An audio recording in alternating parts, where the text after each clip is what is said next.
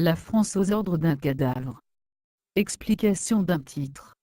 Nous n'allons pas jouer aux devinettes, ni nous cacher derrière le petit doigt. Le cadavre dont nous voulons parler, c'est l'Union des républiques socialistes soviétiques. C'est l'URSS. Cet énorme empire méthodiquement totalitaire entré voici près de 10 ans en décomposition, mais dont les entreprises ouvertes ou dissimulées au long de plus de 5 décennies, continuent d'agir comme un poison lent et paralysant instillé dans la société française. Les cheveux et les ongles persévèrent à pousser sur les morts. Un ami diplomate, représentant d'un pays d'Europe centrale, qui fut longtemps sous l'écrasante emprise soviétique et qui donc savait de quoi il parlait, faisait devant nous ce constat après un an en poste à Paris: la France, depuis la fin de la Deuxième Guerre, n'est pas arrivée à choisir entre le capitalisme et le communisme. Raccourci lapidaire mais qui, venant d'un observateur étranger, nous a porté à réfléchir, et si c'était vrai? Certes, les Français, à partir de la chute du mur de Berlin, ont suivi avec un intérêt passionné les étapes de l'agonie du monstre rouge jusqu'à trépigner de joie, quand l'un des pays si longtemps opprimés se libérait de ses griffes. Ce gigantesque pouvoir s'était affaissé, et 20 peuples dansaient sur sa dépouille. Mais, quelles conséquences les Français en ont-ils tirées pour eux-mêmes? Aucune. Écrasés sous une pyramide d'impôts, les plus lourds d'Europe qui ne visent qu'à détruire la fortune et décourager le profit, ligotés par un incroyable réseau de lois, décrets et de circulaires dont la plupart sont inspirés, plus ou moins consciemment par la lutte des classes. Détournés par tout moyen du sentiment national, les Français, quoi qu'ils en aient un, ne sont plus des citoyens vraiment libres, mais deviennent de plus en plus des sujets soumis à toute dépendance, ce que furent les Russes pendant 70 ans. La France répond en tout point à ce que l'URSS disparue voulait en faire, elle obéit aux ordres d'un cadavre. Il serait peut-être temps de s'en apercevoir. Tous ces stratèges ne perdirent jamais de vue ses objectifs politiques, ni ne négligèrent sa propagande. Le Parti communiste se proclama bientôt le parti des fusillés, comme s'il était le seul à en avoir eu. De même, il s'obstine à s'intituler aujourd'hui le Parti des travailleurs, comme si les communistes étaient les seuls laborieux. Les appropriations abusives font aussi partie des méthodes léninistes. Il y eut encore l'admiration qu'inspira la Russie en guerre par l'héroïsme de ses armées, par la formidable hémorragie dont souffrit son peuple, 20 millions de morts. Les aviateurs de la France libre, qui combattirent dans le ciel de Russie, sont des choses qui ne se peuvent oublier. N'oublions pas non plus les dispositions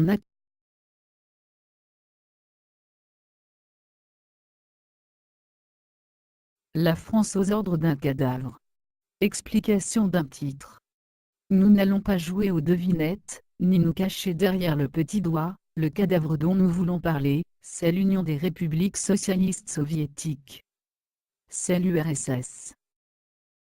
Cet énorme empire méthodiquement totalitaire, entré voici près de 10 ans en décomposition, mais dont les entreprises ouvertes ou dissimulées au long de plus de 5 décennies, continuent d'agir comme un poison lent et paralysant, instillé dans la société française. Les cheveux et les ongles persévèrent à pousser sur les morts. Un ami diplomate, représentant d'un pays d'Europe centrale, qui fut longtemps sous l'écrasante emprise soviétique et qui donc savait de quoi il parlait, faisait devant nous ce constat après un an en poste à Paris: la France, depuis la fin de la Deuxième Guerre, n'est pas arrivée à choisir entre le capitalisme et le communisme.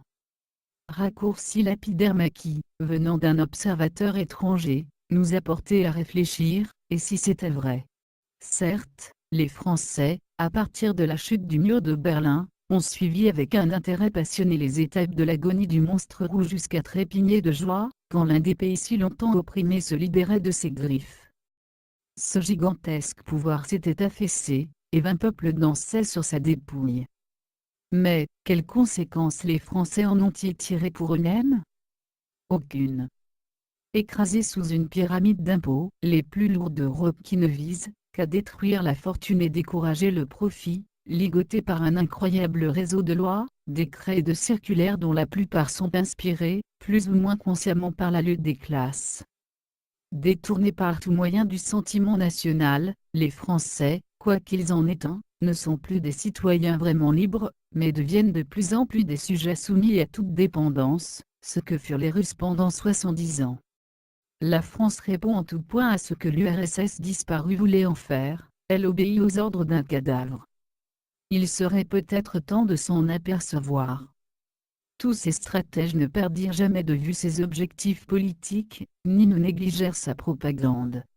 Le Parti communiste se proclama bientôt le parti des fusillés, comme s'il était le seul à en avoir eu.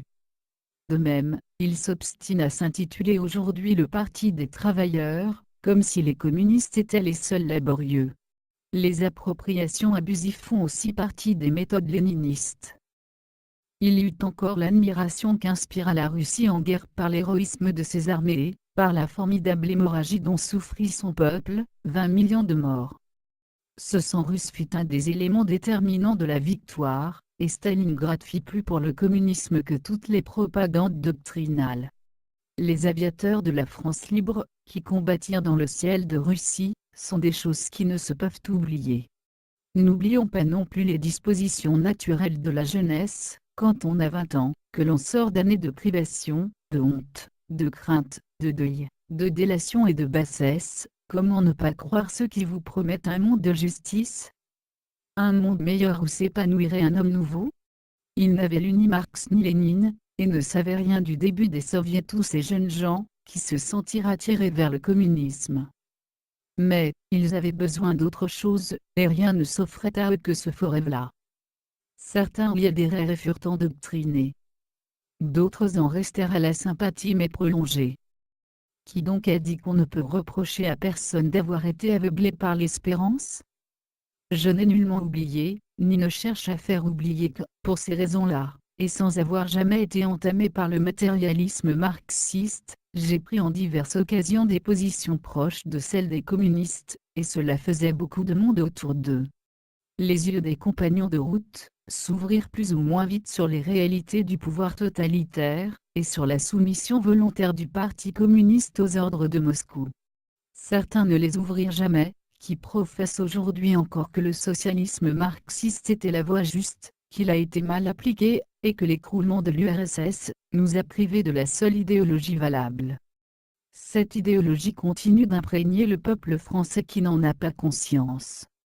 D'après un texte de Maurice Druon de l'Académie française, publié en 2000, aux éditions de Fallois.